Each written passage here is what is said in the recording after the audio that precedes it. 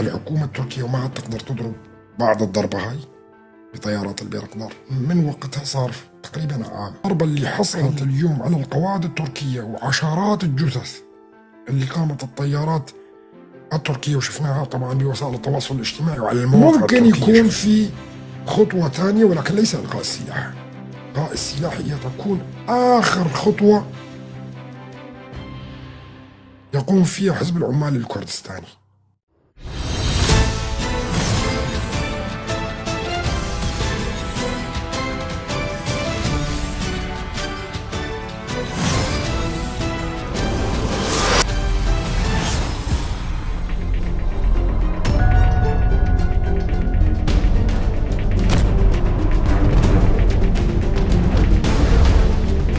الله أوقاتكم جميع الأخوة اللي دخلوا معنا اللايف الآن مؤخرا. كل الحب والاحترام لكل الأخوة اللي عم يكتبوا لي على وسائل التواصل الاجتماعي، وخصوصا على اليوتيوب، والتضامن الكبير اللي شفته مع الأخوة مع الأفكار اللي عم نطرحها.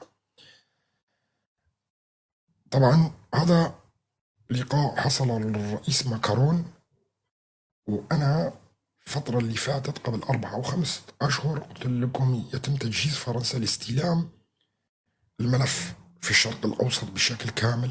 وشفتوا دور الرئيس الفرنسي خلال الفترة اللي فاتت، والرئيس الوحيد اللي استدعى أحمد الشرع إلى باريس. وشفتوا اللقاء الفاتر اللي حصل بوقتها. الآن استلمت فرنسا بشكل كامل ملف التحالف الدولي الموجود في الشرق الأوسط، سواء كان العراق وسوريا ولبنان. شفنا خلال الفترة اللي فاتت أيضا لقاءين ما بين ماكرون وأردوغان، وكيف تغيرت ملامح أردوغان من خلال لغة الجسد عندما التقى بماكرون. وهذا أعطانا انطباع بأنه بدأت فرنسا بلعب دورها التاريخي في المنطقة كلياته. احنا نعلم كلياتنا أنه فرنسا هي تقريبا اللي قسمت الشرق الأوسط، وهي التي سوف تعيد مشروع الشرق الأوسط الجديد. فرنسا هي التي ستعيد مشروع الشرق الأوسط الجديد، يعني بتخطيطها وبقيادتها. وهذا راح يتوضح خلال الفترة القادمة أكثر مع الوقت. طبعا شفنا مثل ما قلنا لكم الفتور اللي أو التوسل اللي بلغة الجسد اللي كان مبين من أردوغان بالنسبة لماكرون، مسك إيده والشد عليها وجلبه إلى يمينه، وكأنه يعني بلغة الجسد لغة توسل. فالموضوع يعني بدأ واضح بشكل كبير. طبعا عندما يقول ماكرون الآن وضع الأقليات في سوريا غير مقبول، والكرد يمكنهم الاعتماد علينا. وأنا بدي أقول نقطة هامة للغاية.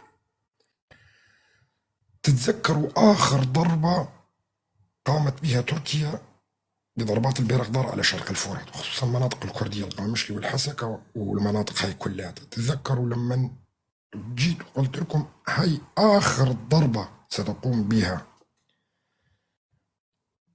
الحكومة التركية وما عاد تقدر تضرب بعض الضربة هاي بطيارات البيرقدار من وقتها، صار تقريبا عام. هل كان هناك باستثناء 6 تشرين وأكلوها، ما ضربوا نهائيا بطيارات البيرقدار. وهذا شايفينه احنا. طبعا هناك كانت تعليمات فرنسية لوقف كل الضربات التركية من بيرقدار، لكن الأتراك لم يستجيبوا. فقامت فرنسا بتقديم تكنولوجيا لإسقاط طيارات بيرقدار، وتم إسقاط طيارات بيرقدار. فلم تعد تستطيع الآن الطيارات التركية من فئة بيرقدار وما شابه لها بالطيران فوق شرق الفرات أبدا. أي طيارة تطلع بدها تسقط. وهذا ما ذكر في مؤتمر الطيارات من دون طيار اللي حصل في باريس قبل أسبوعين. كان مؤتمر حضروا كل وزراء دفاع الاتحاد الأوروبي كلياته. وأنا ما حبيت أتحدث عن هذا الموضوع، لأنه جرى مناقشة تطوير قدرات الاتحاد الأوروبي من حيث الدرونات. أنتم شايفين الآن الحروب بدأت تتحول إلى حروب تكنولوجية بالدرونات والذكاء الاصطناعي، وتحدثنا عن هذا الموضوع. وشفنا الحرب الأخيرة الآن اللي هي ما بين إيران وإسرائيل، واستخدمت فيها التكنولوجيا بشكل كبير. قبلها كانت هناك حرب جربت فيها كل أنواع الدرونات، واستخدم فيها أيضا الذكاء الاصطناعي، لكن ما أخذت الصدى الإعلامي بشكل عميق بالنسبة للمحللين العسكريين والمحللين السياسيين على مستوى العالم. وهاي الحرب وين كانت؟ مين بيعرف؟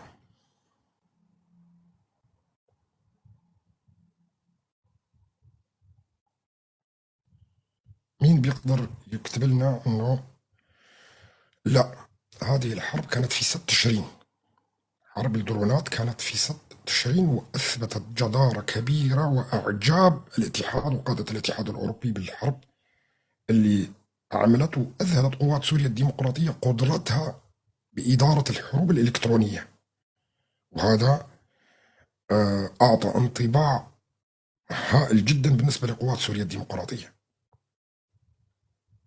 وتم إسقاط طيارات وضرب منظومات رادار كلفت الحكومة التركية مئات آلاف الدولارات، الملايين من الدولارات.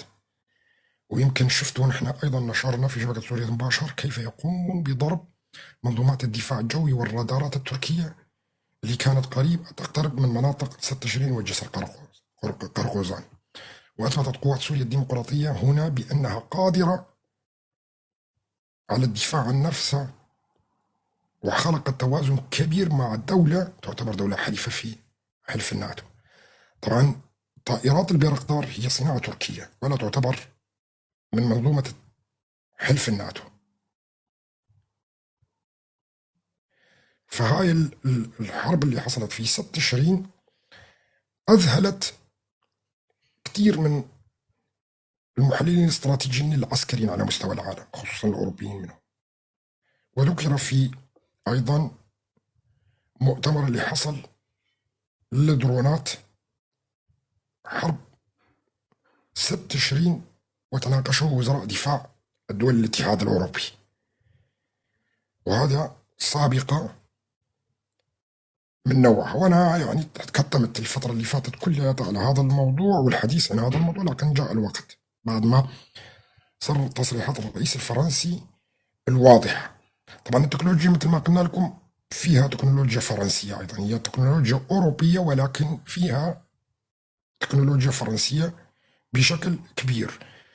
والفارقة هنا بأن قوات سوريا الديمقراطية نفسها تقوم بتصنيع هذه التكنولوجيا. يعني لم يعطوهم طيارات جاهزة مثل ما أعطوهم الأوكران طيارات شاهين محدودة العدد إلى أبو محمد الجولاني أحمد الشرع، لا، أعطوهم تكنولوجيا تصنيع تلك الطائرات. وهذا أيضا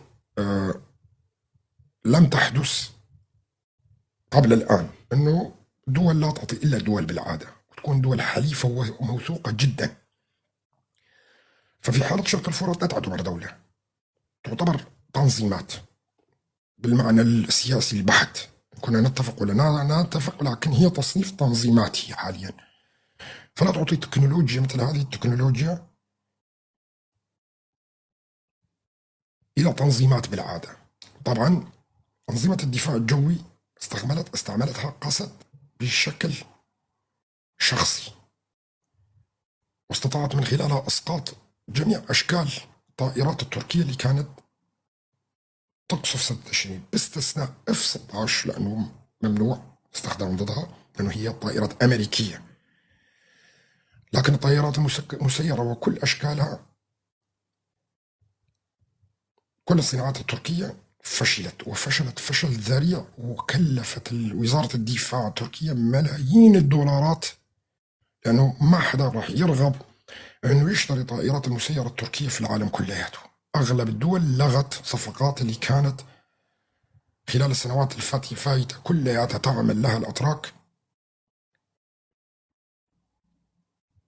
ملايين اللي دفعتها على الدعايات على تلك الطائرات والطيارات تضاهي الطيارات الأمريكية، فسقطت أمام العالم كله. وطبعا هذا ما بيجري على وسائل الأخبار العادية ولا وسائل التواصل الاجتماعي، هذا يدور في فلك القوى المخابراتية العسكرية على مستوى العالم اللي تتبادل المعلومات ما بين الدول،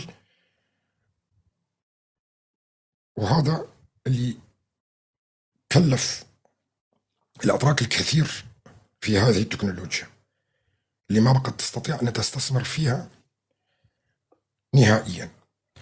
طبعا نعود إلى تصريح ماكرون الهام للغاية. طبعا رئيس كدولة مثل فرنسا يصرح بهذه التصريحات، وراح احط صوته الآن أيضا طبعا، وبعدين نترجم، نقرأ الترجمة مرة أخرى التي يتحدث فيها عن الأقليات، الأخوة العلويين، الأخوة المسيحيين، والأخوة الدروز اللي موجودين في سوريا. ويطلب ماكرون شخصيا من الكرد بالاعتماد عليه وعلى فرنسا، وهذا لم يحصل قبل الآن.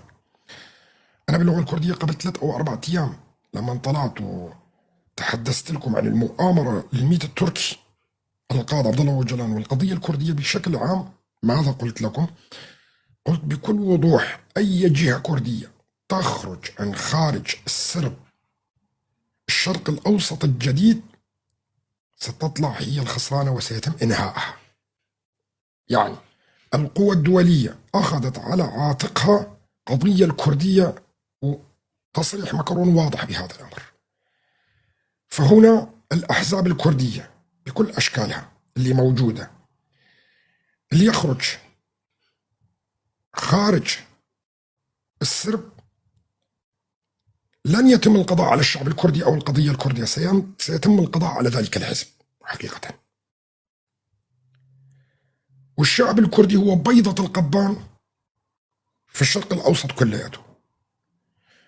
أكبر قنصلية أمريكية بنيت في أربيل، أكبر قنصلية في العالم بنيت في أربيل، ومن الواضح أنه أربيل راح تكون النقطة الثانية لإدارة الشرق الأوسط بدل تركيا. أول مرة بقول هذا الكلام لأنه قبل كان خطير. نعم، أربيل ستكون النقطة الثانية في إدارة الشرق الأوسط كلياته، والنقطة الأولى راح تكون في أورشليم، وهذا أمر واضح، والأخوة اللي موجودين في كردستان يفهمون شو أقصد أنا. أكبر قنصلية أمريكية موجودة في العالم هي مو قنصلية بالأساس، هي مركز إدارة بضخامتها وأقسامها العسكري والسياسي اللي موجود فيه هو لإدارة الشرق الأوسط. وكل اللي عم بتشوفوه الآن إيران وباكستان وتركيا الآن دخلت على الخط نوعا ما، راح تهيئ كل هذه الدول إلى الشرق الأوسط الجديد. وغدا لنظري قريب طبعا لكل هذا الكلام، وراح نفسر هذا الكلام أكثر بعد ما نسمع ماكرون مرة أخرى ونسمع ماذا يقول. Merci beaucoup, mesdames et messieurs. Nous allons... Mr. President, nice to see you again. Thank you so much for this question. Merci, gentil, Madame Malin. Mais c'est bien parfois d'être gentille. I don't understand. US and Iran saying that they will restart negotiation regarding Iran's nuclear program. Where do France and the EU stand in this regard? The second question is very important for Kurdish people. Sorry. Kurds and Druze and Alawites are dissatisfied with Syria's current constitution, and Damascus does nothing to satisfy them. How do we want Kurds and other minorities in Syria to be satisfied, especially since the Kurds National Congress has demanded autonomy? That's so important. Thank you so much. Look, we have a very clear position on the Iranian nuclear program. There is unanimity in Europe, clearly not to see this program resuming, and clearly to avoid in any way the access to a nuclear weapon by Iran. This is why I mentioned first the efficiency of this strike, but the importance now to start again diplomatic ways and negotiations in order to build a new framework, but as well a new monitoring. And this is why the importance of the international nuclear watchdog, I mean the IAEA, is absolutely critical, as well as to keep inside the non-proliferation treaty Iran. So there is total unanimity and clarity on that, and we want to work very closely with the US and others, but as well the international agencies to do so. As for the Syrian situation, part of the top priority بما يخص الوضع السوري الآن with the new Syrian leader is precisely the respect of all components of Syrian civil societies. And I've been very clear, and all my colleagues as well, precisely to underline this point. So I have a new conference call scheduled with the president of the transition, precisely to insist on this point. But we have a list of key topics, and they justified, by the way, the lifting of our sanctions a few weeks ago. Fight against Captagon, it delivered. Clarity against Daesh and terrorist groups, and it's clear, and we want him to be more engaged with the coalition. طيب خلونا نترجم All بس حبيت انه components of Syrian تسمعوا صوته يعني مشان اللي بيشككوا بمسألة الترجمة وغيره.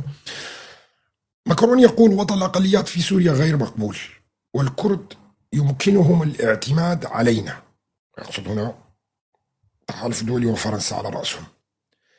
في موقف يؤكد وضوح السياسة الفرنسية تجاه سوريا، قال الرئيس الفرنسي إيمانويل ماكرون إن الوضع الحالي للأقليات في سوريا غير مقبول. طبعا يقصد فيه الأخوة العلويين والأحداث اللي بتحصل في الساحل الآن، والأخوة المسيحيين وتفجير الكنيسة، وطبعا الكرد أيضا بشكل أساسي.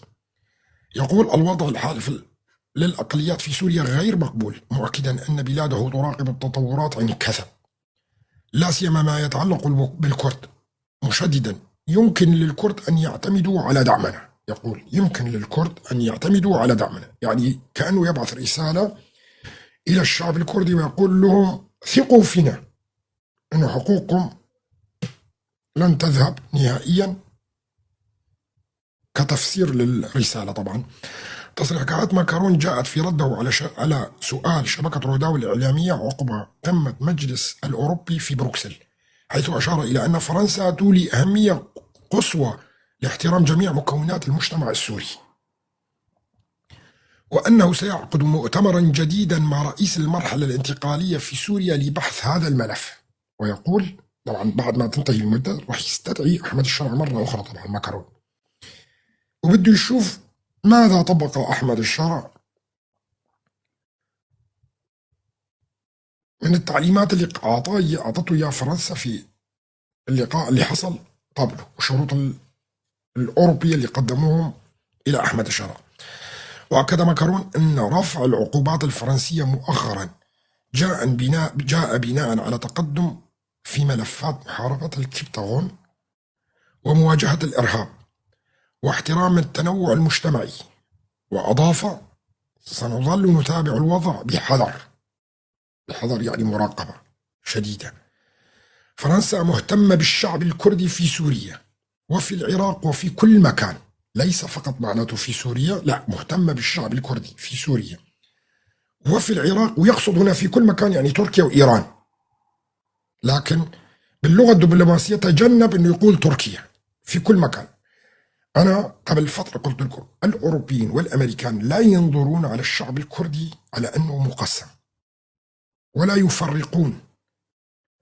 يفرقون أبدا ما بين الشعب الكردي الموجود في تركيا أو الشعب الكردي الموجود في سوريا والشعب الكردي الموجود في العراق وإيران، ما بيفرقوا بين هاي. لكن المتطلبات الدبلوماسية تحتم عليهم التعامل ضمن الحدود اللي راسمينها هم مسبقا، وهاي الدول اللي استحدثوها في المنطقة قبل 100 عام، لكن هم ينظرون على الشعب الكردي كمكون وشعب واحد. أما بشأن البرنامج النووي الإيراني، فأكد الرئيس الفرنسي أن هناك إجماعا أوروبيا صارما على منع إيران من امتلاك سلاح نووي، مع أهمية العودة للمسار الدبلوماسي بالتعاون مع الوكالة الدولية للطاقة الذرية. طبعا أنا شوي ذكرتكم بالبرادعي رئيس وكالة الطاقة الذرية العالمي، و2003 بالعراق. كيف قام العراق بمنع البرادعي وقتها أيضا بزيارة بغداد والمناطق اللي كان تدعي الولايات المتحدة الأمريكية أنه فيها سلاح نووي وقتها، وتم تحشيد العالم كلياته على العراق وقتها بسبب قضية الأسلحة الكيماوية والأسلحة الذرية، وقصة منع الوكالة الدولية للطاقة الذرية بزيارة المواقع العراقية آنذاك، وكان أكبر خطأ يقوم فيه الحكومة العراقية وقتها. الآن إيران تقوم بنفس الرواية اللي حصلت في العراق تطبق على إيران تماما. طبعا أنا حكيت لكم أنه الآن سيتم يعني الضربة اللي حصلت من إسرائيل هي كانت جص نبض، لم تتدخل الولايات المتحدة الأمريكية فيها، ولعبت دور المحايد كبداية، وحسمتها بالضربتين ثلاثة اللي حصلت من أمريكا، وقالت الحرب وقفت. طبعا الهدف من هاي الضربة كلها هي كانت جص نبض، جص نبض عالمي، وجص نبض للنظام الإيراني نفسه، وكشفت كتير أمور سواء كانت عسكرية ودولية أيضا. وهاي راح تكون المرحلة الأولى. المرحلة الأولى طبعا مثل ما قلت لكم إدارة ترامب منقسمة إلى قسمين: قسم مع ضرب إيران عسكريا وتغيير النظام فيه، والقسم الآخر يطمح إلى تغيير النظام في إيران ولكن عن طريق الدبلوماسية. وتحدثت أنه القسم اللي مع ضرب إيران عسكريا هو القسم اللي واقف مع نتنياهو، وهو نفس القسم اللي امبارح بتصويت الكونغرس الأمريكي اللي رفع الصلاحيات من الرئيس ترامب بمنعه من اتخاذ أي قرار عسكري ضد إيران، صوت ضد هذا القرار. يعني خلى الصلاحيات بإيد ترامب 57% مقابل تقريبا 44 صوت أو 45 صوت. طبعا ليش خلوا الصلاحيات بإيد ترامب؟ لحتى ترامب ما بيرجعوا للكونغرس، لأنه الإجراءات في الكونغرس وطلب من الكونغرس للموافقة على أي حرب إجراءات طويلة جدا معقدة. فأي قرار يخرج من الكونغرس لا يخرج، بده دراسات وتقديم وكذا، ونواب يعترضون وكذا، حتى الشاي والقهوجي والفراش واللي بيمسح الشارع وشوفير اللي موجود في باحة الكونغرس بده يوافق. فهذا أمر صعب للغاية. فلذلك مباشرة تحرك التيار اللي هو مع الحرب على إيران لمنع إصدار قرار ضد ترامب ومنع صلاحياته في إعلان حرب في أي وقت. وهذا انتصار كبير لنتنياهو. طبعا ترامب كان مايل إلى التيار المفاوضات بالبداية، وكان في ضغط هائل عليه من اللوبي اليهودي اللي هو أساسا مع ضرب إيران ومع نتنياهو. طبعا هنا حتى اللوبي اليهودي الموجود في الولايات المتحدة الأمريكية منقسم إلى قسمين: قسم يدعم نتنياهو، والقسم الآخر ضد نتنياهو بده حكومة ثانية في إسرائيل. طبعا شفنا اليوم تصريحات ترامب أيضا اللي طلب من المحكمة الإسرائيلية بتأجيل محاكمة نتنياهو.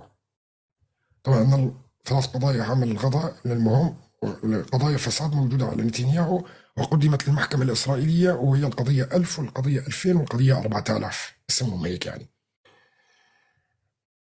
أنا أعتقد أنه سينجح نتنياهو بالفلات من المحكمة الآن، خصوصا أنه ترامب يقول لإسرائيل: نحن نحتاج إلى نتنياهو، نحن نحتاج إلى نتنياهو في المشروع. طيب شو هو المشروع؟ المشروع الكبير.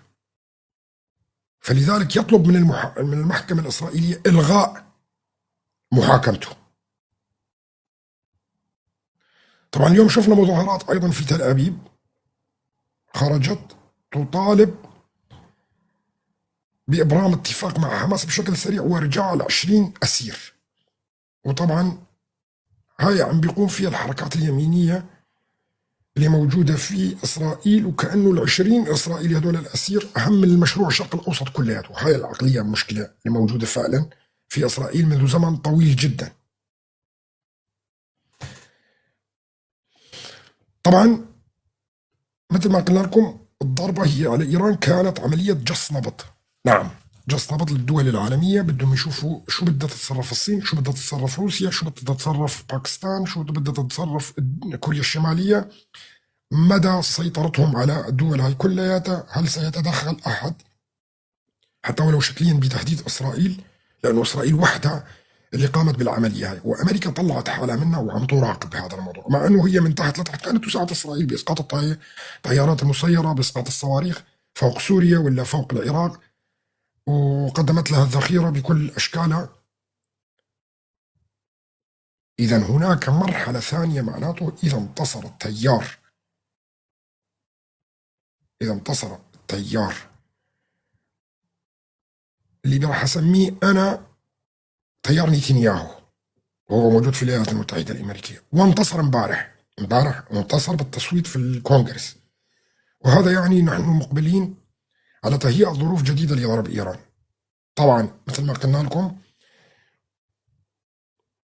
ترامب اللي طلب من نتنياهو خلال اللحظات الأخيرة من عدم ضرب رموز النظام الإيراني حاليا وإسقاط النظام، لأنه المعارضة الإيرانية والداخل الإيراني غير مجهز. يهم الولايات المتحدة الأمريكية بشكل كبير جدا أنه ما تحصل فوضى إقليمية، يعني يعالجون كل دولة لوحدها. شوفوا لما عالجوا العراق في تسعينيات القرن الماضي إلى العام 2000، عالجوا العراق منفردا وما خلوا أنه تصير أزمة إقليمية في المنطقة كلها، يعني ما تعدت حدود العراق وقتها. وهذا ما سيعمل على إيران نفسها أيضا، وهذا ما سيعمل على تركيا أيضا في المستقبل. فلذلك لابد من تهيئة المعارضة. اليوم تم جربر الخمس أحزاب الكردية اللي موجودة في إيران على التوحد عسكريا وسياسيا، وهي أول الخطوات. الخطوة الثانية، اجتمعت المعارضة البلوشية أيضا واتفقوا على إنشاء حزب جديد لا يحمل أفكار إسلامية مثل الأحزاب البلوشية اللي موجودة، لأنه الأحزاب البلوشية كلياتها أحزاب سلفية جهادية، وهي معضلة بالنسبة لأمريكا. لكن البلوش بعد فترة قصيرة جدا راح يعلنون عن أحزاب جديدة وحل الأحزاب الإسلامية، لأن الموضوع الآن صار يمص الحقوق القومية للبلوش. طبعا العرب منقسمين في الأحواز لأنه أغلبيتهم شيعة، فقسم مع انفصالهم عن إيران وعودتهم إلى الحاضنة العربية، والقسم الآخر اللي هو متمسك بولاية الفاقية ومتمسك بالمذهبية، وهذا كمان أمر صعب للغاية.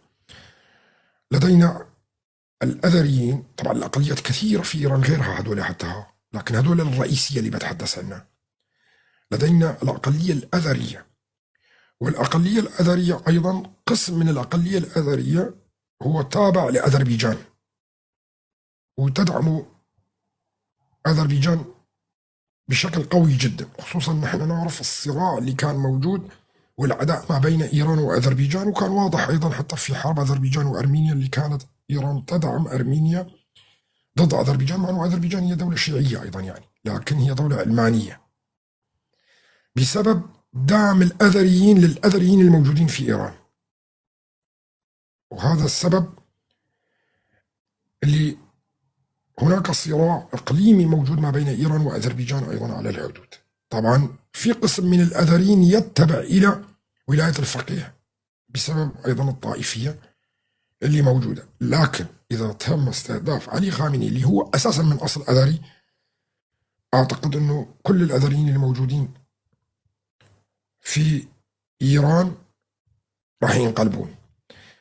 الأذريين ليسوا تركمان، ما حدا يخربط بين الأذريين والتركمان. الأذريين أذريين والتركمان تركمان. لا تردوا على هؤلاء الكراغلة اللي موجودين في سوريا، هؤلاء ليسوا تركمان. حتى الكراغلة الموجودين في سوريا هم ما هم تركمان، هم يدعون بأنهم تركمان. الكراغلة شيء والتركمان شيء والأذريين شيء آخر. نعم، هناك صلة قرابة ما بين التركمان والأذريين، لكن ليس بين الكراغلة اللي موجودين في سوريا. اللي موجودين في سوريا هم ليسوا تركمان، هم كراغلة.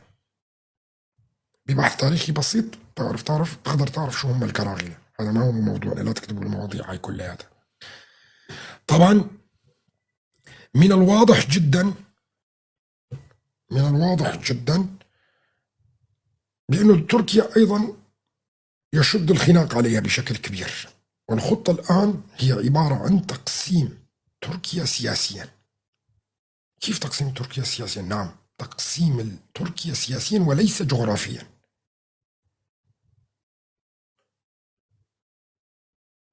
وشايفين نحن حكومة الحزب العدالة والتنمية تعمل على هذا الأمر، يعني تحويل الحزب الجمهوري جهبي إلى حزب علوي. كان هو حزب كمالي تركي سابقا، الآن بعد تقديم المحكمة التركية دعوة على الحزب بأنه حصل فيها تزوير، وسائل الإعلام التركية اليوم تحدثت بشكل كبير عن هذا الموضوع. سيتم قضاء على الحزب الجمهوري وإعادة كلشكدار أوغلو صاحب الشخصية الضعيفة والذي بدأ يتحدث بنفس طائفي وليس قومي بشكل كبير، وأنه هذا الحزب هو حزب علوي. طبعا هذا يخدم أردوغان، لكن لا يخدم تركيا على المدى البعيد، لأنه هنا راح يصير تقسيم سياسي هائل كبير جدا في تركيا إلى 3 أقسام رئيسية: الحزب الحاكم الإسلامي ذا الطابع الإسلامي، والحزب العلوي اللي راح يترأسه كلشكدار أوغلو، والحزب الكردي.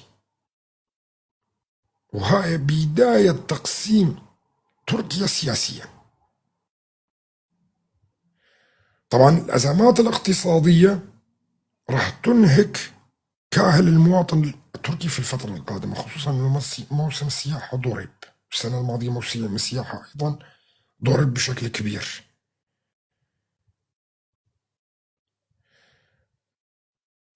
والبنك المركزي التركي لم يعد يستحمل أكثر من 3 أشهر اللي جاي. بعد ال3 أشهر يعني في الشهر العاشر راح نشاهد كوارث في تركيا. في الشهر العاشر، بعد الشهر العاشر، بداية الشهر 11، نهاية الخريف، راح نشاهد بدء تحرك الشارع التركي، وممكن يحصل اضطرابات كبيرة جدا، وممكن يكون سببها إمام أوغلو مرة ثانية، سببها حزب الجمهوري جهبي، أي سبب من الأسباب اللي راح يحرك الشارع بشكل كبير، وتبلش الاضطرابات اللي راح تستمر شهور طويلة جدا إلى أن يتم تقسيم تركيا. نعم، تقسيم تركيا قادم لا محالة، وهذا يتطلب تقريبا 2 أو 3 سنوات، لكن بوادر بدايته راح تبلش من 3 أو 4 أشهر القادمة إلى عام. طبعا تحدثنا كثير عن القواعد الأمريكية، الأحلاف اللي راح تحصل ما بين اليونان وقبرص وإسرائيل، المشاريع الاقتصادية اللي خرجت تركيا من الخريطة الجيو اقتصادية للمنطقة بالنسبة للدول العالمية الموجودة. فلا بد للعمل على تركيا بعد إيران، أو سوف يعملون على الدولتين مع بعض، ممكن، كل شيء وارد، لكن مشروع الشرق الأوسط الجديد قادم على المنطقة لا محالة، سيتم تطبيقه. طبعا نحن بنشوف خلال الأيام اللي فاتت بشكل كبير أيضا صرخات الساسة الأتراك القوميين. الصحافة التركية بشكل كبير تتحدث عن تقسيم تركيا، وأصبح حديث تقسيم تركيا الشغل الشاغل للصحافة التركية وللشعب التركي أيضا. وبدأ مسألة تقبل تقسيم تركيا نوعا ما يطرح في الشارع، يطرح في الشارع التركي. فأنت تمشي في الشارع، الناس تلتقي مع بعضها بالكافيات في أي مكان كذا. وهاي الحديث الشاغل للأتراك الآن أنه إسرائيل وأمريكا ستقوم بتقسيم تركيا. الصحافة الإسرائيلية والساسة الإسرائيليين بدأوا بوضوح يتحدثون بقوة عن تقسيم تركيا، بأن تركيا دولة عدوة بالنسبة لهم، ولا يستبعدون ضربة عسكرية أيضا على تركيا بأي شكل من الأشكال في المستقبل القريب. طبعا شفنا الصراع اللي بقايم ما بين الدبلوماسية التركية والدبلوماسية الأمريكية والدبلوماسية الإسرائيلية في الضربات اللي كانت على إيران، وتخوفت تركيا بشكل كبير من هاي الضربات.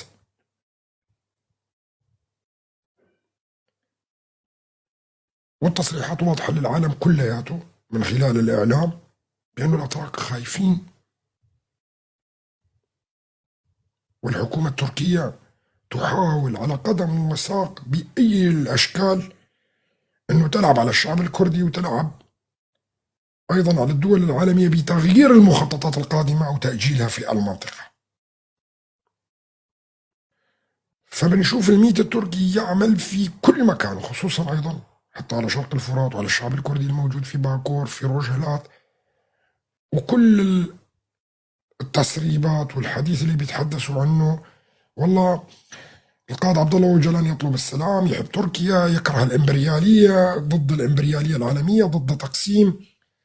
كل هذا الحديث الهراء اللي انتو كنتوا بتشوفوه، وفي كتير من الناس اللي كانت مخدوعة بهذا الكلام واللي بتصدق هاي الروايات للأسف الشديد، تظن أنه هو حقيقي. هو ليس له أي أساس من الصحة. فلذلك أعتقد أنه حتى المسألة المخابراتية اللي يقوم فيها الميت التركي خلال الفترة اللي فاتت كلها ستبوء بالفشل قريبا وليس بعيدا. حتى ولو طلع القائد عبد الله أوجلان وقال لك أنا مع تركيا، لن يقبل الشعب الكردي أي شيء يصدر من الحكومة التركية، ولا توجد هناك ثقة ولا من بعيد ولا من قريب في الأتراك نهائيا. ولدينا باع وتاريخ طويل جدا مع الأتراك. وحتى لو خرج القائد عبد الله أوجلان له كل الحب والتقدير من الشعب الكردي، ونحن كلياتنا مع فكره، وهذا أمر طبيعي. لكن المسائل القومية الكردية العليا لا يبت فيها شخص، وهذا أمر طبيعي. وهذا أمر طبيعي. وعم أقول لكم يا بالأحوال العادية حتى لو خرجوا كذا وهاي، مهما كان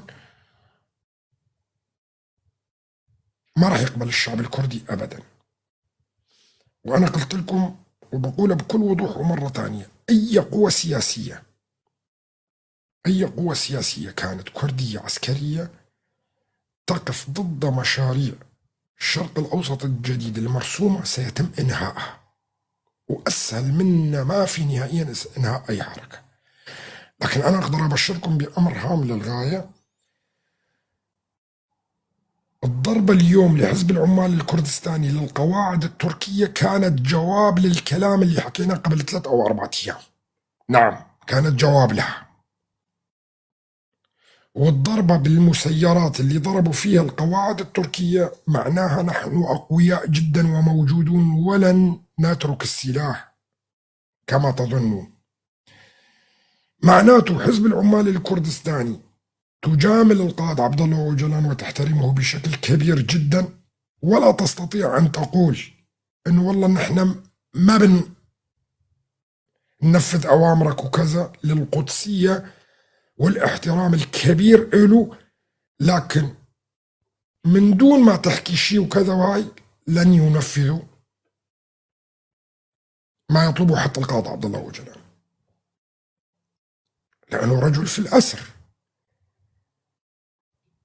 لأنه رجل في الأسر. ونحن حسب تعليماته هو اللي قالها قبل أن ينأسر بسنوات طويلة جدا، وكررها: إذا تم اعتقالي فلا تقبلوا أي شيء من كلامي أبدا. وهذا كلام واضح أو تعليماتي. لذلك حزب العمال الكردستاني لن يقبل بأي شكل من الأشكال. والضربة اللي حصلت اليوم على القواعد التركية وعشرات الجثث اللي قامت الطيارات التركية، وشفناها طبعا بوسائل التواصل الاجتماعي وعلى المواقع التركية شفناها، كانت رسالة واضحة وهامة جدا للشعب الكردي وللأتراك نفسهم. نعم، قاموا بمبادرة بحل نفسهم بالمؤتمر، لكن الخطوة الثانية كان المفروض الأتراك يقومون بها، وهي تعديلات دستورية حقيقية وإنهاء عزلة القاضي عبد الله أوجلان وإخراج المعتقلين السياسيين من السجن. ووقتها كان ممكن يكون في خطوة ثانية، ولكن ليس إلقاء السلاح. إلقاء السلاح هي تكون آخر خطوة يقوم فيها حزب العمال الكردستاني. يعني الأتراك يظنون بأنهم أذكياء جدا وقادرين أنه يضحكوا على الكرد ويخلوا حزب العمال الكردستاني يلقي سلاح وبعدين نعمل الإصلاحات. هذا أمر هراء وغباء سياسي كبير جدا، ولن يقبل أي مقاتل كردي على وجهة نظري الخاصة. طبعا أنا ماني عسكري ولا أني تابع لحزب ولا أفهم بالمسائل الحزبية، لكن هذا المنطق العقلي. لن يلقي حزب العمال الكردستاني سلاحه إلا راح تكون آخر خطوة، آخر خطوة. وهذا هو الواقع بالحقيقة، لازم تكون هيك. آخر خطوة أقوم فيها من عمليات السلام هي إلقاء سلاحي بعد ما تخلص كل شيء، وهذا اللي عم بيتم. طبعا من خلال مراقبتي للضربات اليوم والفيديوهات اللي شفتها، هناك نقلة نوعية كبيرة جدا باستخدام الدرونات في ضرب القواعد التركية، ولم تستطع حتى الطائرات التركية لا المسيرة ولا المضادات الجوية إيقاف تلك الدرونات. هل يوجد واحد عاقل في العالم كلياته يملك تلك القوة اللي قادر يضرب فيها تركيا والقواعد التركية في أي مكان، أنه يتخلص عن سلاحه لمجرد كلام ووعود وهمية لم يطبق شيء منها على الأرض؟ ما في ساذج بالعالم يصدق الأتراك، وخصوصا الشعب الكردي. فالمسألة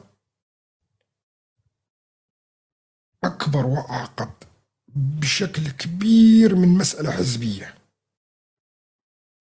هي ليست مسألة حزبية ولا مسألة حزب واحد، هي مسألة شعب كردي بالكامل اللي هو داخل في المخططات الدولية. لكن أي خطأ من أي حزب كردي أو جهة كردية سيدفع الحزب هو الثمن وليس الشعب الكردي. وهذا تحذير لكل الأخوة الموجودين في بالأحزاب الكردية. وهنا أنا ما بقصد فيها بس حزب العمال، لا، بقصد فيها كل الأحزاب الكردية اللي موجودة.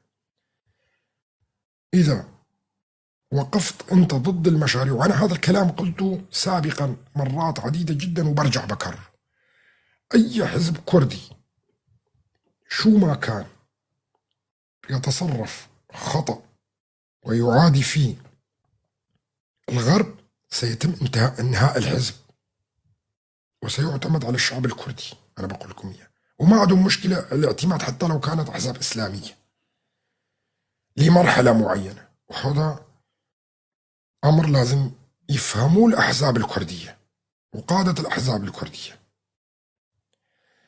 الآن رح ننتقل إلى الوضع في سوريا. طبعا أطلق التحالف الدولي بيان رسمي بأن هناك عملية ستقام في البادية السورية وعلى المدن أو حول المدن السورية ضد التنظيمات الإرهابية وعلى رأسها داعش. طبعا هنا ما راح تشارك فيها الحكومة السورية، هنا يعطيك انطباع واضح بأنه التحالف الدولي لا يثق في أحمد الشرع وقواته، هاي حقيقة، ولا كان طلبوا منه أيضا المساعدة أو المشاركة بأي شكل من الأشكال. طبعا التنظيمات الارتهابية كلها انتقلت إلى المدن، يعني ما في بالبادية والمناطق هاي كلياتها، لكن المخطط الأساسي هي السيطرة على البادية السورية. بدي أرجع أكرر كلام قبل الآن وقلت لكم إياه، كل مكان يسود فيه يصفر بعده.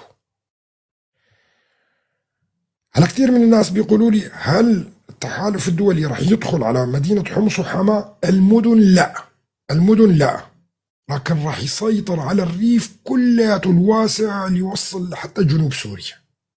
ما بيهمهم المدن، لأنه المدن أساسا ما فيها شيء، شو بده بالمدن يعني. ف سيتم السيطرة على الريف إلى أن يوصل إلى دمشق وتطويق دمشق وتطويق حما وتطويق حمص، ولن يبقى قوات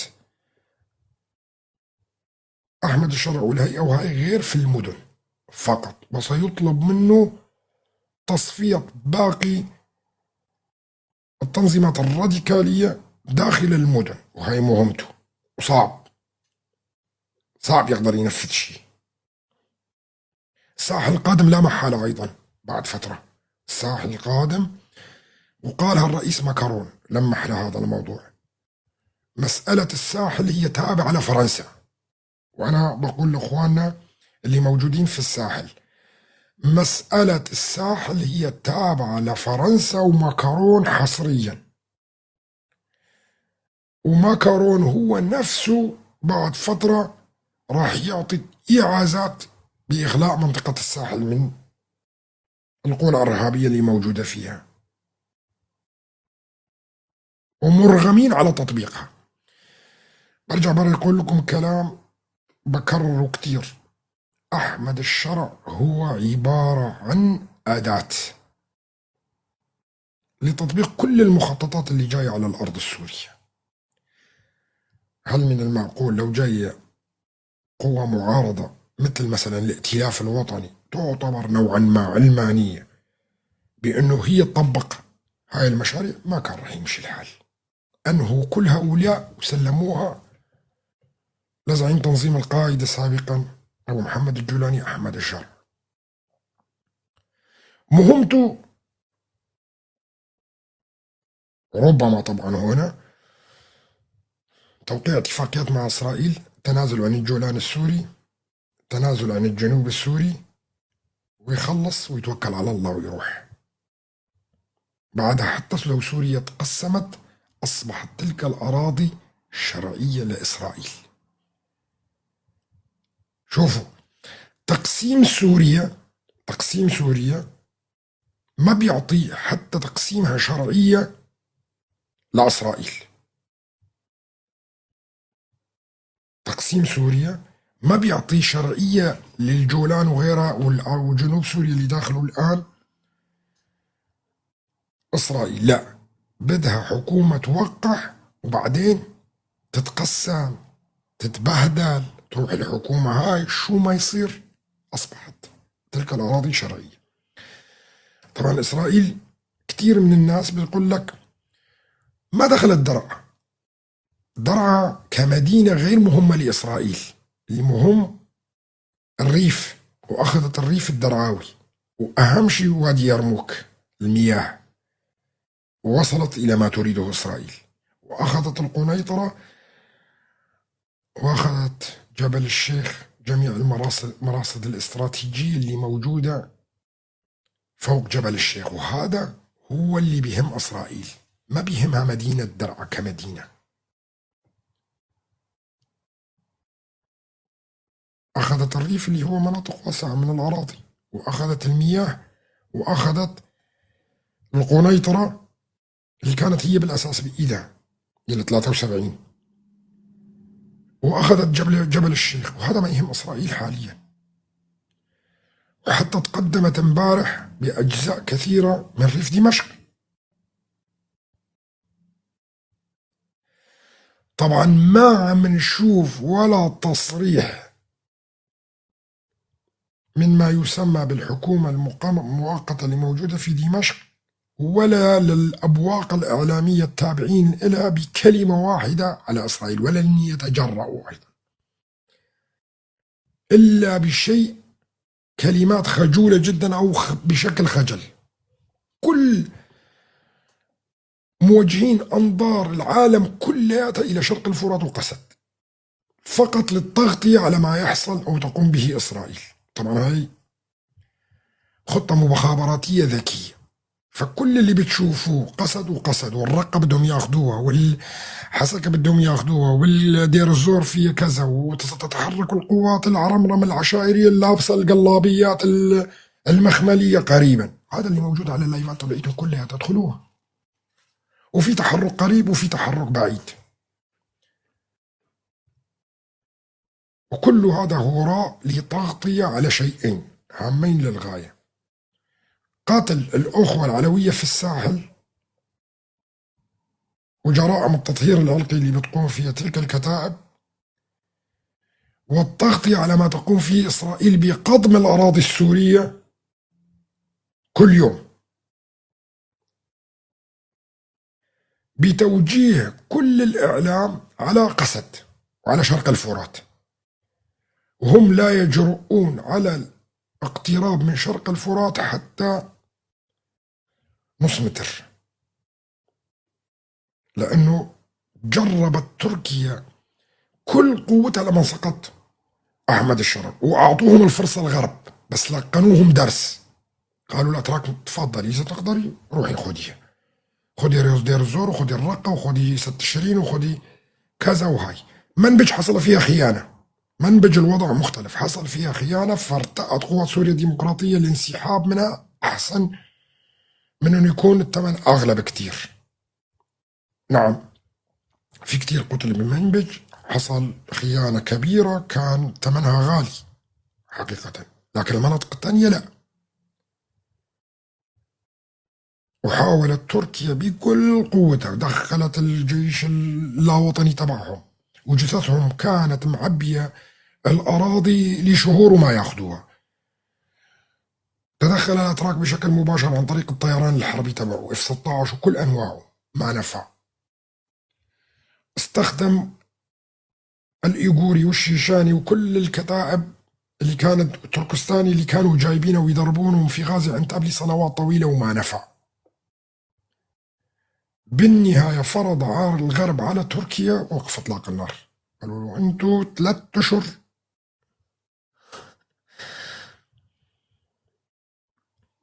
جسر ما قدرتوا تاخذوا، فانتهت المهلة، واضطروا يوقفوا اتفاقية، ما بنقول اتفاقية سلام، لكن وقف إطلاق النار، مشان نكون دقيقين في كلامنا. فتم جبر تركيا على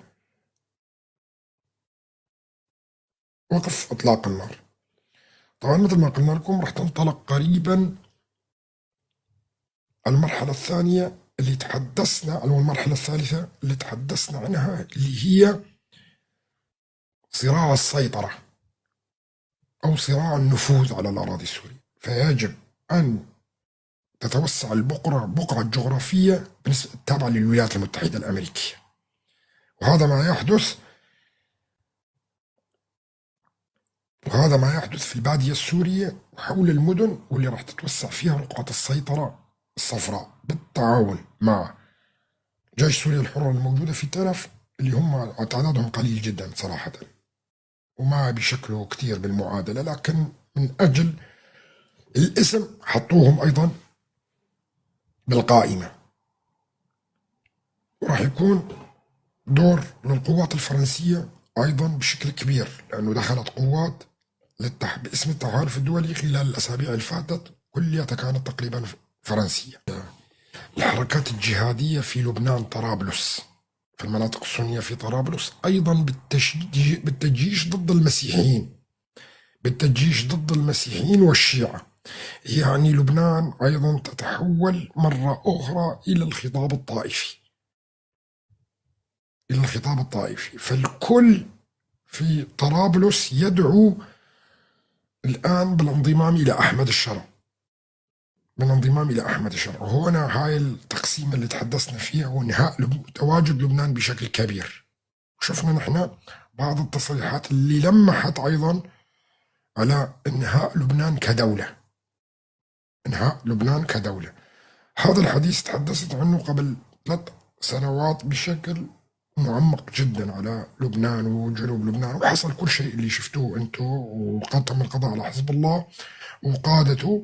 الآن سيتم تحريك القسم السني فيه أيضا لحتى ينتقل سيناريو اللي حصل في سوريا إلى لبنان. لبنان في عندنا قسم المسيحي اللي راح يتبلور بسبب الصراعات الطائفية اللي راح تحصل وتنقل الحركة الديموغرافية من مكان إلى آخر وحصول تكتلات. القسم المسيحي، القسم الصغير الدرزي، والقسم السني، وتشتت الشيعة ما بين الأقسام كلياتها.